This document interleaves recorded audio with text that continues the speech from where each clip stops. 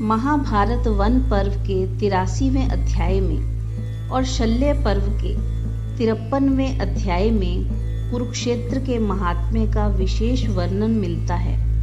वहाँ इसे सरस्वती नदी के दक्षिण भाग और दृशद्वती नदी के उत्तर भाग के मध्य बतलाया है।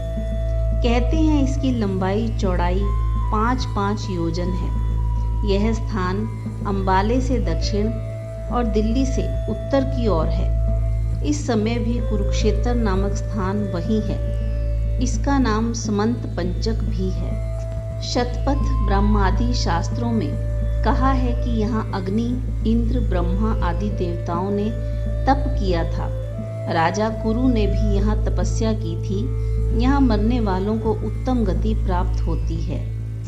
कुरुक्षेत्र को महाभारत के युद्ध के लिए क्यों चुना गया, इसके संबंधित एक प्रसंग है कि जब ये तय हो गया कि कौरवों और पांडवों के बीच महायुद्ध होगा, तब युद्ध क्षेत्र की तलाश शुरू हो गई। भगवान श्री कृष्ण जानते थे कि इस युद्ध में लाखों लोग वीरगति को प्राप्त होंगे, इसलिए ऐसे स्थान की तलाश में थे जहां मरने से आत्मा को मुक्ति मिलती है।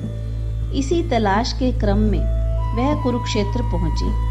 यहाँ कृष्ण ने अद्भुत दृश्य देखा। एक किसान हल जोत रहा था तथा एक विषैले सांप ने किसान के पुत्र को डस लिया।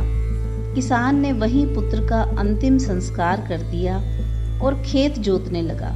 किसान पुत्र मोह में पड़कर कर्म से विमुख नहीं हुआ। श्री कृष्ण ने उसी समय तय किया कि यही वह स्थान है जहाँ धर्म युद्ध हो सकता है।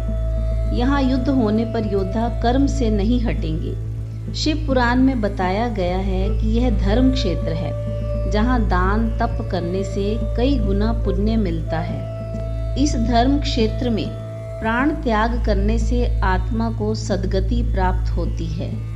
भगवान विष्णु ने एक बार कौरव और पांडवों के पूर्वज महाराज कुरु को कुरुक्षेत्र में दर्शन देकर कहा था कि आपके पुण्य कर्मों से इस क्षेत्र का नाम कुरुक्षेत्र होगा। जिस व्यक्ति की यहाँ मृत्यु होगी वह सीधा स्वर्ग जाएगा। इन्हीं कारणों से महाभारत का महायुद्ध कुरुक्षेत्र की पुण्य भूमि पर लड़ा गया। जय श्री कृष्ण।